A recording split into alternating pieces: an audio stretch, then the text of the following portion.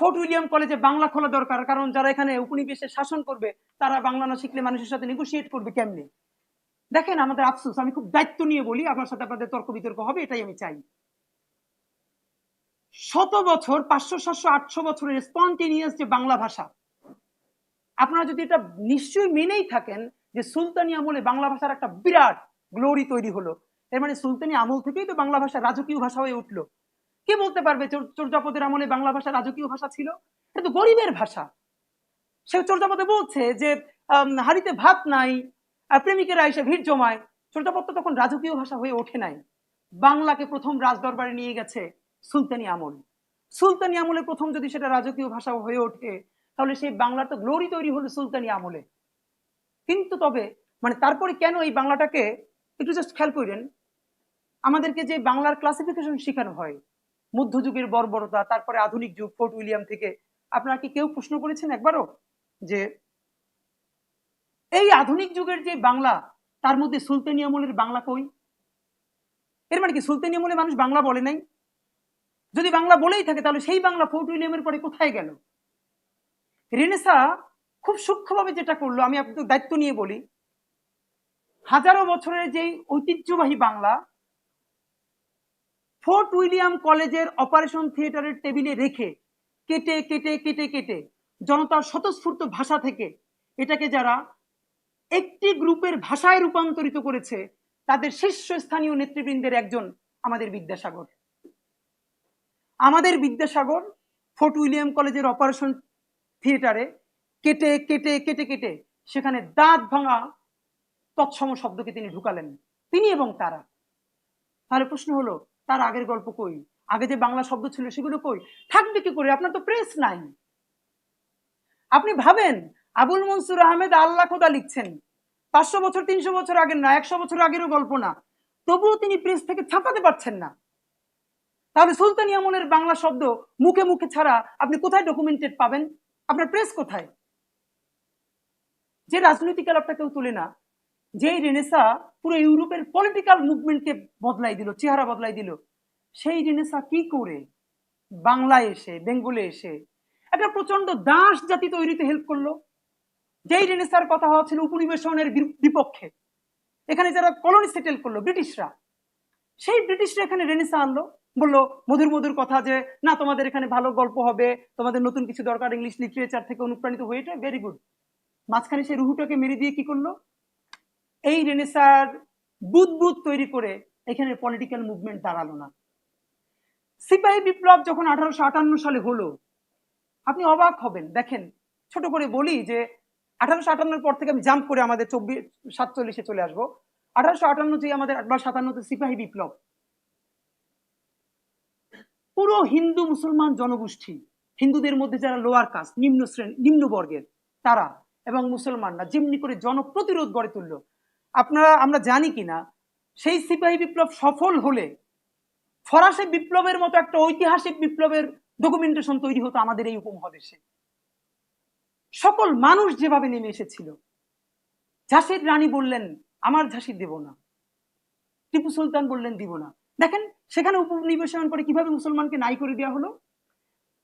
আপনি সিপাহী বিপ্লবের গল্প পড়লেই আপনি মঙ্গল পাণ্ডের নাম জানবেন, যিনি আন্দোলনের একজন পুরোধা ব্যক্তিত্ব। আমাদের ছেলেমেয়েরা কেউ জানে না 3 জন ব্যক্তিত্বের মধ্যে একজন ব্যক্তিত্ব আমাদের চট্টগ্রামের হাবিলদার রজব আলী, যিনি এই বিপ্লবের সময় সর্বপ্রথম চট্টগ্রাম রেজিমেন্ট থেকে ভেঙে প্রতিরোধ গড়ে তুললেন ব্রিটিশদের বিরুদ্ধে। এবং তার করুণ পরিণতি আপনারা জানেন কিনা, ব্রিটিশদের বিরুদ্ধে যুদ্ধ করতে করতে শেষ দিকে চট্টগ্রামের পার্বত্য অঞ্চলে যখন তিনি দেখলেন একমাত্র তিনি বেঁচে আছেন, তার সৈন্য কেউ বেঁচে নাই, তার উপায় দুইটা, ব্রিটিশদের কাছে ধরা দেয়া অথবা মরে যাওয়া। তিনি ব্রিটিশদের কাছে ধরা না দিয়ে পার্বত্য চট্টগ্রামের জঙ্গলে হারাই গেলেন। 2 বছর আগের আমার একটা পোস্টে খুব একটা দুঃখ নিয়ে আমি লিখেছিলাম যে ইচ্ছা হয় হাবিলদার রজব আলীর মতো যুদ্ধ করতে করতে জঙ্গলে হারাই যাই। 1800 সেই আমাদের সিপাহী বিপ্লবের মঙ্গল পাণ্ডে তো আমাদের গল্পে নাই, কোথায় গেল? আপনাদের এই গল্পগুলো সামনে আনতে হবে তো। একটু করে বলি এবার। মজার ব্যাপার হলো, আমাদেরকে বারবার প্রশ্ন করে তাহলে তোমাদের শব্দ কই, পত্রিকা কই? একটা কথা শুধু বলি, ডয়েচে ভেলেকে সাংবাদিক ভদ্রমহিলার নাম কি যেন, বিখ্যাত, ইসের একসময় ওই যে রাজকাহন চালাতেন নবনীতা চৌধুরী, এটা আপনাদের মনে থাকবে। সম্ভবত বছর 2 আগে নবনীতা চৌধুরীকে ইন্টারভিউ করছেন ডয়েচে ভেলেতে খালেদ মহিউদ্দিন। খালেদ মহিউদ্দিনকে নবনীতা চৌধুরী বলছেন, দেখেন 2014, 18, 24 তিনটে যে নির্বাচন হয় নাই, ভোট হয় নাই, এইটা জানতে কি আপনার রাষ্ট্রবিজ্ঞান পড়া লাগবে? আপনার নির্বাচন কমিশনে আপনার দীর্ঘদিন কাজ করা লাগবে? আপনার একটাই তো নির্বাচন হলোই না 14তে, পরেরটাই রাতের ভোট দিনই হলো, মানে কি হলো না হলো আপনারা সবাই জানেন। নবনীতা চৌধুরী বলছেন, দেখেন এই যে ভোট হয় নাই, এর কোনো কনক্রিট এভিডেন্স কি কারো কাছে আছে? ভোট যে মানুষ দিতে পারছে না, কই কনক্রিট এভিডেন্স তো আমরা কোথাও দেখছি না। ভোট হয় না, রাতে ভোট হয়েছে, কই এর তো কোনো ডকুমেন্টেশন নাই, মানুষেরা তো মোবাইল টোবাইল দেখি না তো। তখন বলছেন আমরা এগুলো অনুমান করি সার্কামস্ট্যান্সিয়াল এভিডেন্স থেকে। দেখেন এই সময়ে এই কথাকে বলছে যখন বাংলাদেশের কোটি কোটি মানুষ জানে ভোট হয় না, রাতে ব্যালট ভরা হয়, কেন্দ্রে গেলে তাকে মারা হয়, তখন দাঁড়িয়ে যদি বলা যায় যে সার্কামস্ট্যান্সিয়াল এভিডেন্স থেকে বলছি হয়তো এরকম কিছু হয়। এবার আপনি বলেন আজ থেকে 20 বছর পর আপনি বা আপনার সন্তান 14 থেকে 24-এর নির্বাচন নিয়ে সে কাজ করবে, তার প্রাইমারি সোর্স কি? পত্রিকা তো, টিভি তো। কোন পত্রিকা বাংলাদেশে গত 20 বছরে লিখেছে ভোট হয় নাই, সব ব্যালট রাতে ভরে ফেলা হয়েছে? কোন টিভি বলেছে এতগুলো সেন্টারে সব সিল গেলা হয়ে গেছে, একজন মানুষ ভোট দিতে পারে নাই? আপনি তখন কি বলবেন? এই যে প্রত্যেকটা পত্রিকায় এসছে, প্রথম আলো থেকে শুরু করে, ভোট হয়েছে, সামান্য কিছু কারচুপি হয়েছে, এই যে টিভির ফুটেজ আপনি নিজের চোখে দেখতেছেন, আপনার সামনে আপনার ইতিহাস কিভাবে নাই হয়ে গেছে, তাহলে আপনি কি করে ফিল করবেন 200 বছর আগে আপনার ইতিহাস এখন আপনার হাতে ডকুমেন্টেড থাকবে? গত 200 বছরের ইতিহাস ধরে টান দেওয়ার আগ পর্যন্ত আপনি বাঙালি মুসলমানের উপর নির্যাতন, শাহবাগ কিছুকে আপনি ধরতে পারবেন না। প্রত্যেকটা জিনিস একই সুতোয় বাঁধা। 71, 47 ছাড়া হয় না, 47 সিপাহী বিপ্লব ছাড়া হয় না। এই গল্পগুলো তো আমাদের সামনে কেউ আনে না। তা আপনি এখন বলেন না, আজকে যদি 24-এর বিপ্লব সফল না হতো, আপনি আজকে যাতে গণহত্যা বলতেন, এদেশে গণহত্যা হতো কোনটা? অসংখ্য নাৎসি ফ্যাসিস্ট পুলিশ যখন মানুষকে মেরে ফেললো, তার বিপরীতে মানুষ যখন প্রতিরোধ গড়ে তুললো এবং সেখানে গিয়ে কিছু পুলিশ মারা পড়লো, গণহত্যা হতো এইটাই। বাংলাদেশের মানুষ সব গণহত্যাকারী হয়ে যেত, আর ভিকটিম হয়ে যেত এই ফ্যাসিস্ট পুলিশরা। ন্যারেটিভ তো এটা। আপনি দেখেন না 5 তারিখের আগ পর্যন্ত কয়টা টিভির কি ফুটেজ, কি পত্রিকা, টিভি চ্যানেল, এগুলো তো আল্লাহ আসমান থেকে বানাইয়া ফেরেশতাদেরকে দিয়ে প্রতিদিন ঢাকার রাজধানীতে পাঠায় না যে ফেরেশতারা দেখে লিখে দিচ্ছেন। এগুলো ডকুমেন্টেশন কিভাবে তৈরি হয়? আমার খুব আফসোস লাগে, আমার রাষ্ট্রবিজ্ঞানে আমার এক বন্ধু, আমরা অ্যাসাইনমেন্ট করছিলাম ফাইনাল ইয়ারে, একটা ব্যাপারে আমাদের গ্রুপ অ্যাসাইনমেন্ট ছিল, তো একটা কথার প্রেক্ষাপটে সে উঠে বলল যে আর এটা তো পত্রিকায় আসছে। আমি প্রতিবাদ করলাম, আমার শুধু এইটাই মনে হলো বাংলাদেশের আক্ষরিক অর্থে কোনো বিশ্ববিদ্যালয় নাই, সর্বোচ্চ কলেজ থাকতে পারে। ভাই, বিশ্ববিদ্যালয়ের কাজ ছাত্রছাত্রীদেরকে পড়ানো না, চিন্তা করতে শেখানো আর চিন্তা উস্কে দেয়া। আমাদের ঢাকা বিশ্ববিদ্যালয় নাম ধরে বলি, অন্য সব বাদ দিয়ে এইখানে শুধু চিন্তার কাঠামো শেখানো আর চিন্তা উস্কে দেওয়া ছাড়া আর দুনিয়া সব করা হয়। আপনি ভাবেন সে রাষ্ট্রবিজ্ঞানের ছাত্র, সে বলছে কেন এটা তো পেপারে এসছে। আরে ভাই, তুই রাষ্ট্রবিজ্ঞানের ছাত্র হিসেবে বলবি এই পেপারে কে লিখছে, কিভাবে তৈরি হয়েছে, তার গল্পের পিছনের গল্প। সেই চিন্তা করার তৌফিক তো আমাদের নাই। আসেন এবার আমরা একটু আল মাহমুদকে ধরে টান দিব। এই অর্থে যে 47 পড়লাম, আমরা একটা পাকিস্তান রাষ্ট্র সবাই মিলে তৈরি করলাম, তারপরে আমাদের কি হলো? দেখেন একটা জীবনের একটা শব্দ মানুষের পরবর্তী জীবনে যে কিভাবে বদলে দেয় আপনি চিন্তাও করতে পারবেন না। আল মাহমুদ জীবনে নজরুলের একটা শব্দ দিয়ে এত অনুপ্রাণিত হলো, সেইটা যে তারপরে আল মাহমুদ বানাবে এটা তিনিও তখন বুঝতেন না। এই জন্য যুদ্ধ করে একজন মানুষ হলেও টিকে থাকতে হয়। দেখেন আল মাহমুদরা আমরা চিনি সেই মানুষ হিসেবে যখন সবাই ধার করা, প্রমিত, কোট আনকোট শুদ্ধ শব্দ দিয়ে নতুন বাংলা সাহিত্য বানায়, যেই শব্দ পড়ে আমি আমার মায়েরে আমার বাপেরে যেই নামে ডাকি, সাহিত্যে তা পাই না, পত্রিকায় তা পাই না।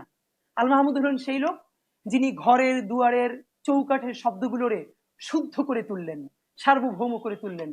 এই স্পিরিট তার কোত্থেকে আসলো? আল মাহমুদ তার স্মৃতি কথায় বলছেন, ছোটবেলায় কবিতা পড়ি, হঠাৎ করে নজরুলের একটা কবিতা পড়ি, সম্ভবত ফাতিহায়ে ওয়াজদাহম বা এই কবিতাটা, উনি বললেন যে দুটো লাইন আমার মাথায় মারাত্মক ভাবে আটকে গেল। আপনাদের ফাতিহায়ে ওয়াজদাহম বা কোন কবিতাটাই সম্ভবত এর মধ্যে দুটো লাইন মনে আছে কিনা, যে গড়াগড়ি দিয়ে কাঁদে কচি মেয়ে ফাতিমা, আম্মা গো পানি দাও ফেটে গেল ছাতিমা। আবার বলছি যে গড়াগড়ি দিয়ে কাঁদে কচি মেয়ে ফাতিমা, আম্মা গো পানি দাও ফেটে গেল ছাতিমা। আল মাহমুদ বলছেন, আমার জীবনে আমি এই প্রথম ফিল করলাম আমি সারা জীবন আমার মায়ের আম্মা ডাকি, পৃথিবীর কোনো বইতে বাংলায় আম্মা পাই না। এর মানে কি আম্মা দিয়েও কবিতা লেখা যায়, বা কবিতায় আমার আম্মা আমার আব্বা আমার যারা সেইটা লিখলে কবিতা হয়? দেখেন স্পিরিট মানুষকে কিভাবে মোটিভেট করে। আল মাহমুদ বড় হলেন, কবি হলেন, কবি হলেন। এই আম্মা আব্বাকে আল মাহমুদ কোথায় নিয়ে আসলেন? তখন তিনি বললেন, আম্মা বলে পড়রে শোনা, আব্বা বলেন মন দে, পাঠে আমার মন বসে না কাঁঠাল চাপার গন্ধে। তার থেকেও যে বিখ্যাত আপনাদের মনে আছে কিনা আল মাহমুদের বিখ্যাত কবিতা কবিতা এমন, যেটা বাংলা সাহিত্যের একটা যুগান্তকারী কবিতা। তার মধ্যে আল মাহমুদ শক্ত করে বলছেন যে কবিতা কি এর ব্যাখ্যা, যে আব্বার সাইকেলের ঘন্টার ধ্বনি, রাবেয়া রাবেয়া। যে কবিতা তো রাত কি কবিতা তো পাতা পোড়ানো, মানে যে রাত জাগা ভাই বোন, আব্বার সাইকেলের ঘন্টার ধ্বনি, রাবেয়া রাবেয়া। আপনি ভাবেন এই যে আল মাহমুদ বলতে পারছেন আব্বার সাইকেলের ঘন্টার ধ্বনি, বলতে পারছেন আম্মা বলে পড়রে শোনা, আব্বা বলেন মন দে। এটা এমনি হয় নাই। আল মাহমুদ তার জবানিতে বলছেন, নজরুল যেদিন বললেন আম্মা গো পানি দাও ফেটে গেল ছাতিমা, সেই দিন তার ভিতরে আসলো। সুতরাং সকল কিছুর মধ্যে একজন দুইজন মানুষ টিকে থাকতে হয়, এরকম কিছু মানুষ তৈরি করবার জন্য। আসেন আল মাহমুদের নিয়ে আরেকটা গল্প বলে আল মাহমুদ প্রসঙ্গ টানি, সবগুলো একসাথে বলছি। 60-এর দশক নিয়ে বাংলা সাহিত্যে অনেক গল্প, 60-এর দশকের বিরাট অবদান অবশ্যই আছে। আল মাহমুদ অশিক্ষিত, খ্যাত। তিনি বলছেন, আমি যখন ঢাকায় কবিতা করতে আসি তখন আমার সিরিয়াল 150, তোমরা আমার যেই বলো আর যাই বলো, এবং তখন 1 নাম্বার শামসুর রহমান। আমি মধ্যে যুদ্ধ করে করে করে করে ভালো লাগে আর না লাগে তো 1 আর 2 এর কাছে আমি আসছি, এবং তোমরা তাকে নিয়ে তর্ক করতে বাধ্য হও। আল মাহমুদ বলছেন, তার সাথে সকল কবি ফজল শাহাবুদ্দিন, শামসুর রহমান বা অন্যরা সবাই আপনারা দেখবেন তৎকালীন ইংলিশ লিটারেচারের স্টুডেন্ট। তা আল মাহমুদের যে কয়টা গালি শুনতে হতো, পড়াশোনা জানে না, ইংলিশ লিটারেচার তো পড়েই নেয়, খ্যাত এই সেই। কপাল ভালো এই সকল ভিন্ন হয়ে আল মাহমুদ যে সার্বভৌম হতে পারলেন, এর একটা বড় কারণ তিনি যখন ইংলিশ লিটারেচারের ছাত্র হইতে পারেন নাই, যার কারণে আল মাহমুদ একটা শ্লেষ লিখলেন। সবাই যখন বলে 60-এর দশক বিরাট কিছু করবে করবে করবে, আল মাহমুদ বললেন সবাই বলে ভাঙবো ভাঙবো, কেউ কি কিছু ভাঙ্গে? 60-এর দশক বগল বাজায়, বউ নিয়ে যায় লাঙ্গে। এই যে লাং, সেটা যে লাঙ্গে হয়ে উঠতে পারলো। আপনারা জানেন আল মাহমুদের ওই যে একটু তিনি বিশ্বাসে ফেরার পথে তার প্রথম উপন্যাস ডাহুকি, যে ডাহুকিতে আতেকা বানুর যে গল্প, তার এই গল্পটা আপনারা নিশ্চয়ই জানেন যে ফিরে আসার পরটা কেমন, এটা তো নিতে পারলেন না অনেকে। আল মাহমুদের গল্পটা আপনাকে এই সাথে আমি কানেক্ট করলাম, এই বেঙ্গল রেনেসা অনুপ্রাণিত সেই সমস্ত গুরুজন, আমাদের এখানেও 2-1 জন স্যারের ছবি আছে। আফসোস হলো এদের নিজের পরিবার কত ভাবে যে নির্যাতিত ছিল। পাকিস্তান না হলে 47-এ আজকে তারা মুহুরি থাকতো সর্বোচ্চ। আমার একজন শিক্ষক বিশ্ববিদ্যালয়ের ভিসি হয়েছিলেন, তাকে আমি জিজ্ঞেস করলাম, স্যার আপনি কি 47 আন্দোলন নিয়ে আপনার অবস্থান কি? আমার কথাটা উত্তরটা কোনোদিন ভুলবো না। উনি একটা বিশ্ববিদ্যালয়ের ভিসি হয়েছিলেন একসময়। উনি বললেন, পাকিস্তান যদি না হইতো আমি ভিসি তো দূরের কথা, সর্বোচ্চ একটা প্রাইমারি হেডমাস্টার হইতাম। একই কথার অনুরণন আমরা আরো অনেকগুলো স্মৃতি কোথায় বড় বড় মানুষের পাই। আমাদেরকে কি মিথ্যা এবং ভুল শেখানো হয়েছে, এই কথা কেউ কেন বলে না? 71 যদি আমাদের হয়, 47 কাদের? বরং গল্প করে বলবার কথা ছিল আমরা সেই জেনারেশন যাদের বাবারা দাদারা 2টা যুদ্ধ করে 2টা দেশ বানাইছে। ব্রিটিশদের বিরুদ্ধে 190 বছরের সংগ্রাম, যেই সংগ্রাম তিতুমির থেকে শুরু, হাজি শরিয়াতুল্লাহ থেকে শুরু, হাবিলদের রজবালি থেকে শুরু। এই যে আমাদের বাহাদুর শাহ পার্কে শত শত লাশ ঝুললো, মুসলমানের লাশ। স্মৃতি কথায় বলছে, আমাদের গ্র্যান্ড ট্রাঙ্ক রোডে এমন কোন গাছ নাই যেই গাছের ডালে ডালে সিপাহী বিপ্লবে অংশগ্রহণ করার কারণে মুসলমান সৈনিক এবং তাদের আত্মীয় স্বজনের লাশ ঝুলে নাই। তার বিনিময়ে আমরা 1947 পেলাম, একটা পাকিস্তান রাষ্ট্র আমরা কায়েম করলাম। সেই অর্জন তো আমাদের। হ্যাঁ, আমরাই বলেছি সেই পাকিস্তান আমরা তৈরি করেছি, সেই পাকিস্তান তারা রক্ষা করতে পারে নাই, আমরা আবার নতুন বাংলাদেশ করেছি সেই পাকিস্তানের মধ্য থেকে। পাকিস্তান আমাদের গ্লানি হবে কেন? 190 বছরের ইতিহাস খারিজ হয়ে যাবে কেন? অদ্ভুত। যেই পাকিস্তান কায়েম করতে পারে, যেই শহীদ মানে যেই স্বাধীনতা কায়েম করতে পারে গিয়ে আমাদের আত্মীয় স্বজন শহীদ হয়ে গেছে কত। আফসোসের ব্যাপার হলো আপনাকে বলে রাখা, আমি একটু আগে আপনাদেরকে একজনের নাম বলেছিলাম কিনা, যে আমি আবার একটু দেখে বলি, যে যেই হিন্দু নেতা শহীদিয়া গণহত্যায় নেতৃত্ব দিয়েছিলেন, নাম কি? সত্যেন সেন, মনে আছে কিনা? এখন এর একটা গল্প এখন প্রাসঙ্গিক। প্রাসঙ্গিক এই কারণে, আমাদের কবির চৌধুরী, মুনির চৌধুরী, ফেরদৌসী মজুমদার, ওনারা তো ভাই বোন। ওনার বাবার নাম কি আপনারা জানেন কিনা, মনে আছে কিনা আপনাদের কারো?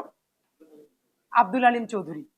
আব্দুল হালিম চৌধুরী উনি ম্যাজিস্ট্রেট ছিলেন ব্রিটিশ আমলে। পটুয়াখালীতেও তখন এই হিন্দু মুসলিম দাঙ্গা ছোটখাটো চলে, বরিশালে চলে, এবং সেইগুলোর নেতৃত্বে এই সত্যেন সেন আছেন। একদিন আব্দুল হালিম চৌধুরী পটুয়াখালীতে ম্যাজিস্ট্রেট অথবা ডেপুটি ম্যাজিস্ট্রেট থাকা অবস্থায় নামাজ পড়ে বের হয়েছেন।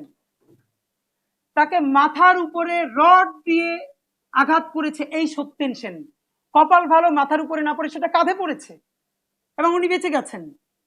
আমাদের আফসোস, সেই আব্দুল হালিম চৌধুরীর ছেলেরা বাংলাদেশের আপামর জনসাধারণের হয়ে উঠতে পারে নাই।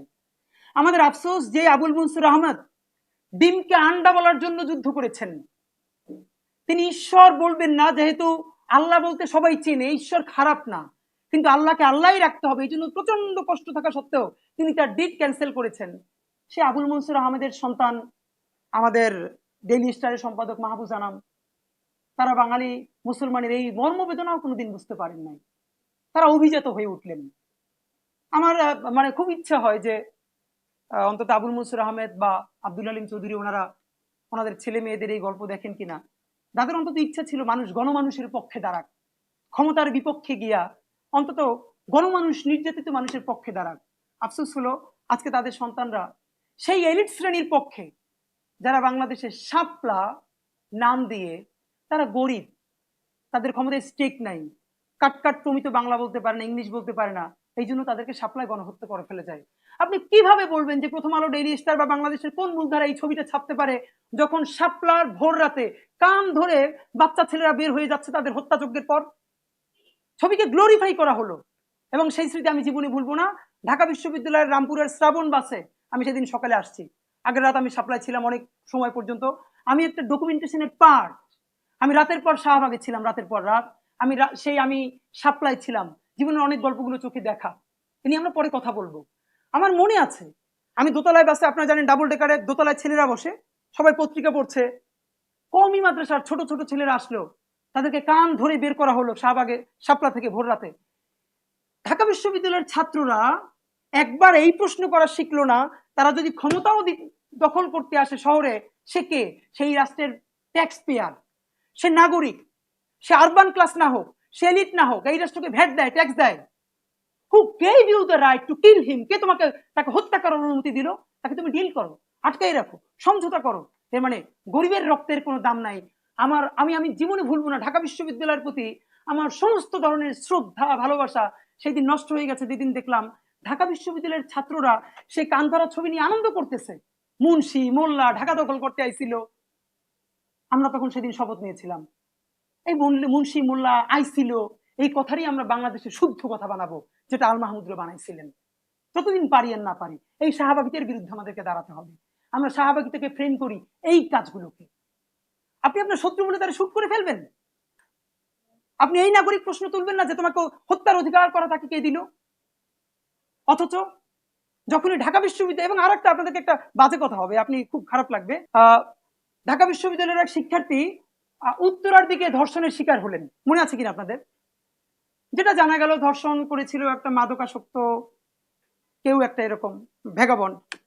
তখনকার ছাত্রদের ফেসবুক স্ট্যাটাস দেখে মনে হলো তাদের দুঃখ এইটা, একটা ভ্যাগাবন্ড, মাদকাসক্ত, গরিব, খয়রাতি একটা লোক ঢাকা বিশ্ববিদ্যালয়ের একটা স্টুডেন্ট রেপ করবে কেন? মানে তাদের মনস্তত্ত্ব এইটা। এই রেপটা করলেও এলিট পিপল রেপ করলে এটা এটা এটা মানা যাইতো। মানে গরিব একটা মাদকাসক্ত একটা লোক রেপ করে ফেললো, অদ্ভুত ব্যাপার। তার মানে কি মাদকাসক্ত যে না, সে রেপ করলে ঠিক আছে? এই যে আমি বারবার এই কথাটা সব জায়গায় বলার চেষ্টা করেছি, ভাই ফ্যাসিবাদ এটা ক্ষমতার কাঠামোর সাথে সংযুক্ত না। ফ্যাসিবাদ তৈরি হয় মননে, মগজে, কালচারে। যেই কালচার তৈরি হয় কিসে? অদ্ভুত ব্যাপার। বাংলাদেশের সুন্দর করে বলা হয় আসাদুজ্জামান নূর কিন্তু সাংস্কৃতিক ব্যক্তিত্ব, তাকে কেন আটক করা হলো? মানে হইল সাংস্কৃতিক ব্যক্তিত্ব নাম দিয়ে কি কি করা যাবে? খালেদা জিয়ার বাড়ির সামনে গিয়া ঢিল মারা যাবে, খালেদা জিয়া খারাপ। সাংস্কৃতিক ব্যক্তিত্বের নাম দিয়া, সংস্কৃতির নাম দিয়া মঙ্গল শোভাযাত্রায় বাংলাদেশের গণমানুষের নেত্রী খালেদা জিয়াকে বাজেভাবে পোট্রে করা যাবে, তাকে নিয়ে ক্যারিকেচার বানানো যাবে। ছবি আমার কাছে আছে, তো দেখাইতে চাইলে আমি দেখাইতে পারবো। খালেদা জিয়াকে নিয়ে এটা করা যাবে না। না, আমরা পলিটিক্স করি না, আমরা কালচার করি। খালেদা জিয়ার বাড়ির সামনে যে বালুর ট্রাক, সেই বালুর ট্রাকরে বৈধতা দেওয়া যাবে। আর যখনই তুমি গ্রেপ্তার হবা, আমরা তো রাজনীতির কিছু বুঝি না, আমরা তো সংস্কৃতি কর্মী। এই যে কুসুম কুসুম সংস্কৃতি, এইটা হলো, আপনি মনে রাখবেন, সংস্কৃতি হলো সেই জিনিস যেটা আলটিমেটলি পলিটিক্স নির্মাণ করে। আমি আপনাকে দুই তিনটা জায়গা বলে ছোট ছোট করে আমি শেষ করতে চাই, যেহেতু আমাদের পরে গেস্ট চলে এসছেন। বেঙ্গলুরু নেশা বলেছি, একটু খেয়াল করেন যে সামাজিক অবস্থা বলেছি, রাজনৈতিক অবস্থা তো আর বলবার দরকার নাই। যেটা বলা হয় না, আমাদের সিনেমা সংস্কৃতি কিভাবে তৈরি হয়। 5 থেকে 7 দিন আগে যখন ফারুকি উপদেষ্টা হন নাই, বেইলি রোডের তথ্য ভবনে একটা ছিল, বাংলাদেশে ভারতীয় সিনেমা আসবে কি আসবে না, তার ফ্রেমিংটা কেমন হবে, এটা নিয়ে একটা আলোচনা ছিল। সেখানে মোস্তফা সরোয়ার ফারুকি থেকে শুরু করে অনেক সিনেমা পরিচালক এসেছিলেন, সিনেমা হলের মালিকরা এসেছিলেন। তো নাগরিক অংশীজনদের মধ্য থেকে আমাকেও দাওয়াত দেওয়া হয়েছিল যাতে আমরা কিছু বলি। আমার খুব মনে আছে, আমি ফারুকি এবং অন্য সব ভাইদেরকে বলেছিলাম, ওনারা একটা কথা বলছিলেন যে বাংলাদেশে ভারতের সিনেমা আসলে ওনাদের সিনেমা ক্ষতিগ্রস্ত হয়। আর সিনেমা মালিকরা বলছিল, আমরা বাংলাদেশের সিনেমার শুধু দেখাইয়া আমাদের সিনেমা হলের ভাড়া তো দূরের কথা, আমরা এসি বিলও দিতে পারি না, আমরা তো না খাই মরবো। সুতরাং কিছু কিছু জায়গায় এই সিনেমা দেওয়া উচিত, ভারতীয় সিনেমা দেওয়া উচিত। ফারুকিরা বললেন, বা চিত্র পরিচালকরা, সিনেমা পরিচালকরা বললেন যে তারা যে ন্যারেটিভ নির্মাণ করে আমরা সেই ন্যারেটিভ দেখাবো কিনা। আমি এখানে একটা প্রশ্ন করেছিলাম, আপনারা যে ভারতীয় সিনেমার বিরুদ্ধে বলছেন, গত 50 বছরে বাংলাদেশের সিনেমা হয়েছে কয়টা? এখানে দুটো ইস্যু। একটা হলো ভারত আপনাকে যে ন্যারেটিভ নির্মাণ করতে চায় ভারতীয় সিনেমা আসবে না, ওকে, ভারত বাংলাদেশের কোনো পরিচালককে 10 কোটি টাকা দিয়া সে তখন যদি এখানে সিনেমা বানায় তার ন্যারেটিভ নির্মাণে, আপনি কোন পলিসি দিয়ে থেকে আটকাবেন? আপনি বললেন ভারতের সিনেমা আসবে না, রাইট? নাসিরউদ্দিন ইউসুফ বাচ্চু তার গেরিলা সিনেমায় দেখাচ্ছে মসজিদের ইমাম সাহেব বের হয়ে যখন হিন্দু নারীদের উপরে আক্রমণ হচ্ছে, সে এসে ফতোয়ার মতো বলছে এগুলো সব নিয়ে যাও, এর সব গনিমতের মাল। বাংলাদেশের কোন এক্সট্রিমিস্ট মৌলবাদী হুজুরও আপনার নাম ধরে বলতে পারবেন যে হিন্দু মহিলাদেরকে গনিমতের মাল বলেছে, মানে তাদেরকে ধর্ষণ করা যাবে, তাদেরকে রেপ যা ইচ্ছে তাই করা যাবে? কে বলেছে? এটা তো সিনেমা। সেই সিনেমা হবে না, আপনি কিভাবে আটকাবেন? দ্বিতীয় বললাম, আপনি আমাকে বলেন গত 50 বছর আপনার বাংলাদেশের সিনেমা বানাইছেন কয়টা? কারণ গত 50 বছরে যত সিনেমা হয়েছে, আমি সিনেমায় দেখি, আমি আমার বাপের চেহারা দেখি, যারা জ্ঞান তো আমি কোনো অপরাধ করতে বা খারাপ কাজ করতে দেখি নাই, অথচ পুরো সিনেমার সব থেকে বাজে ক্যারেক্টারটা আমার বাপের মুখ। আমার বাপ মানে কোটি কোটি বাঙালি মুসলমান যার দাড়ি আছে, টুপি আছে। আপনার বাঙালি সিনেমা বানাইছেন কয়টা? তখন আমি বললাম, একটা একটা গল্প বলেন। 47 কেন্দ্রিক সব থেকে, এটি পাকিস্তানের, এই গল্পটা বলে আমরা শেষের দিকে আসবো। দেখেন 47-এর যে দেশভাগ, এই দেশভাগ নিয়ে অনেক বড় বেশি তো সিনেমা হয় নাই, আপনার খেয়াল করে দেখবেন সব থেকে বেশি সিরিয়াস কাজ করেছে ঋত্বিক ঘটক। তিনি এটা নিয়ে 1962, 60, 61, 62 এই 3টে সময়ে তিনি ট্রিলজি বানালেন, মেঘে ঢাকা তারা, কোমল গান্ধার এবং সুবর্ণরেখা, এই 3টে সিনেমা। আমি 2-3 বছর আগে আমার একদম আগ্রহের জায়গা থেকে এই কিন্তু যত সিনেমা আছে আমি নোট নিয়ে দেখেছি।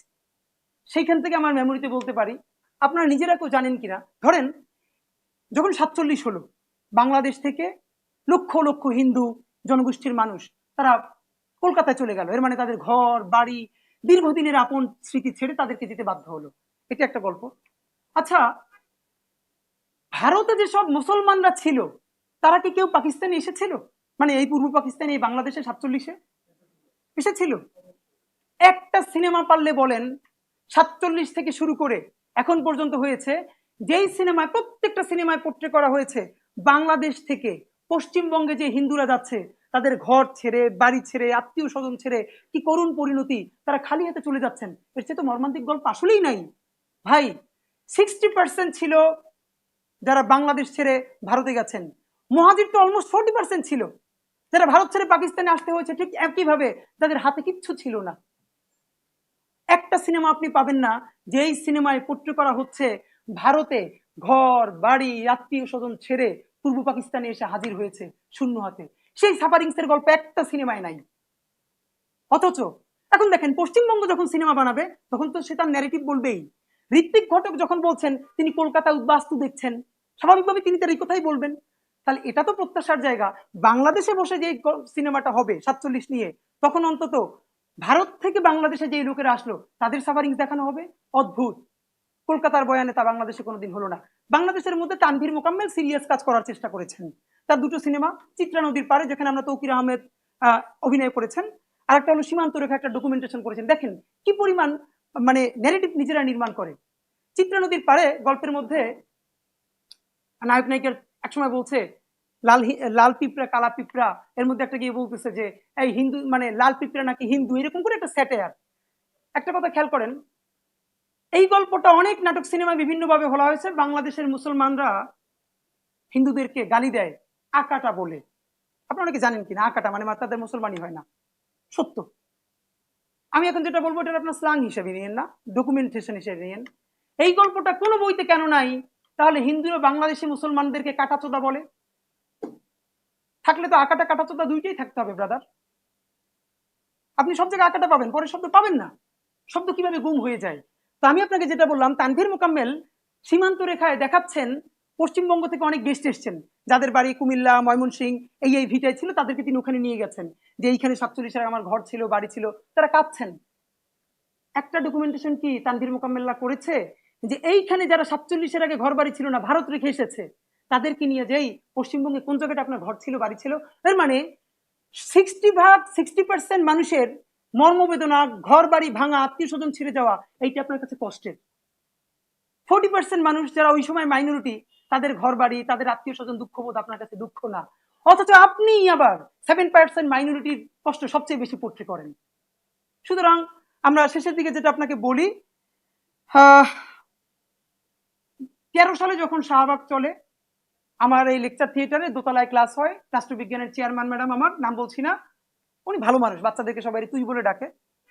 আমি তখন হুজুর মানে টুপি পরি, ক্লাসে বাইরে না পড়লেও। ক্লাসে আমার মতো, এটা আমি 2 মিনিট শেষ করছি, ক্লাসে আমার মতো 2 জন ছিলেন। ম্যাডাম যে কোনো কারণে আমাকে ডাকবেন, তো নাম তো জানি না, ম্যাডাম বললেন এই হেফাজত তুই বল। আমি আবার বলছি, ম্যাডাম ক্লাসে বলছেন এই হেফাজত তুই বল। তা আমি উঠে বললাম। আমার নিজের প্রতি একটু কনফিডেন্স তৈরি হলো। আমি ওই সময় ছোট মানুষ, না বুঝে হলেও যে কাজটা করেছিলাম, আমাদের ভাইয়েরা 2024 এসে সেই কাজটা করে একটা নতুন বাংলাদেশ বানাই ফেলছে। সেটা কি জানেন? এরপর ম্যাডামকে আমি ফোন দিছিলাম একটা কাজে। ম্যাডাম জিজ্ঞেস করলো কে? আমি বললাম ম্যাডাম আমি হেফাজত। ম্যাডামের সাথে 5 থেকে 6 দিন আমার পরবর্তীতে দেখা হয়েছে। পরবর্তী 3 মাসে একটা রুমে আমরা মিটিং করছিলাম, ম্যাডাম বাইরে থেকে ওখানে কে? বললাম ম্যাডাম আমি হেফাজত। একটু বন্ধুদেরকে নিয়ে বসছি। ও তুই হেফাজত? আমি কোনোদিন বলবার চেষ্টা করি না আমি হেফাজত না, যেটা বিএনপি আওয়ামী লীগের সাথে করেছে। আওয়ামী লীগ যতবার বলেছে বিএনপিকে, বিএনপি তো মুক্তিযোদ্ধাদের দল না। বিএনপি হলো একমাত্র দল যার অলমোস্ট সবাই বিএনপি সৈনিক ছিল মুক্তিযুদ্ধে। সেইটা সে না করে সে কি করছে, যখনই ওবায়দুল কাদের বলছে খালেদা জিয়া রাজাকার, জিয়া এইটা, তাড়াতাড়ি আলমারি খুলে মুক্তিযুদ্ধের সার্টিফিকেট নিয়ে এসে সামনে ধরছে। দেখেন আমাদেরকে আর যাবো না, আল্লাহর হস্তে আমাদেরকে রাজাকার বলবেন না, দেখেন আমরা মুক্তিযোদ্ধা, সার্টিফিকেট আছে তো। এর মানে বিএনপি আওয়ামী লীগের কাছ থেকে ডকুমেন্টেশন নেয়, ভ্যালিডেশন নেয় যে সে মুক্তিযুদ্ধ কি মুক্তিযুদ্ধ না। এই ডকুমেন্টেশন আমি 13তে নেই। আমাকে ম্যাডাম বলেছেন হেফাজত, আমি গর্ব করে সারা জীবন ম্যাডামকে বলেছি আমি হেফাজত। আমাদের 24-এ ফ্যাসিস্ট রানী বললেন রাজাকার। তাদের প্রতি প্রাউড ফিলিং হয়। আমাদের ছেলে মেয়েরা একবার বলবার চেষ্টা করলো না না না না না না আমরা রাজাকার না, আমরা মুক্তিযোদ্ধা। তারা বললেন তুমি কে আমি কে, রাজাকার রাজাকার। কে বলেছে স্বৈরাচার, এটা পরে অ্যাড করা হয়েছে। সেই রাত্রের সাক্ষী আমি। আক্তারকে আমি ফোন দিয়েছি, আমার সাথে জাবের আছে। রিক্সা থেকে যখন ঢুকছি মৎস্য ভবনের দিক থেকে, মেয়েরা রোকেয়া হল থেকে অন্য অন্য হল ভেঙে যখন মিছিল করলো, দেখি রান্দা চাপাতি নিয়া ওইদিকে ট্রাকে জড়ো হয়ে গেছে। আক্তারকে ফোন দিয়ে বললাম জলদি মিটিং ক্লোজ করো, ঢুকে যেতে বলো সবাই হলে, এখনই অ্যাটাক হবে। সেদিনে স্বৈরাচার পরে যোগ করা হয়েছে। সুতরাং কারো কাছ থেকে ভ্যালিডেশন নিয়ে নিজের সার্বভৌম সংস্কৃতি তৈরি করা যাবে না। কথা সর্বশেষ এটাই, শাহবাগ মানে শাহবাগ কোনো জায়গা নাই, সারা বিশ্বের সেই সব জমিন যেখানে ফ্যাসিবাদ উৎপাদন হয়। আর সার্বভৌম সংস্কৃতি তাই প্রত্যেকটা মানুষ ঘরে বাবার সাথে, মায়ের সাথে, বন্ধুর সাথে যা বলে, বইয়ে পুস্তকে প্রত্যেকটা জায়গায় সেই কথাই যদি তুলে আনতে পারে, তখন তার সংস্কৃতি সার্বভৌম হয়। বাংলাদেশে সার্বভৌম সংস্কৃতিও নাই। শাহবাগের বিরুদ্ধে লড়াইয়ের একটা ফেজে আমরা আছি। আমাদের এই লড়াইটা হবে শাহবাগিতার বিরুদ্ধে, সার্বভৌম সংস্কৃতির পক্ষে, তাবেদারির বিপক্ষে। আমি টুকটাক কিছু নুকতা দিয়ে গেলাম, আমি আমার আলাপটা হয়তো করতে পারি নাই, আমাদের পরবর্তী আলোচনা আছে। আপনাদের আগ্রহ থাকলে নতুন বাংলাদেশ বিনির্মাণের ইনসাফের রাষ্ট্রে সে আলাপ আমরা আগায় নিয়ে যাব। ধন্যবাদ। বাংলাদেশ জিন্দাবাদ, ইনকিলাব জিন্দাবাদ।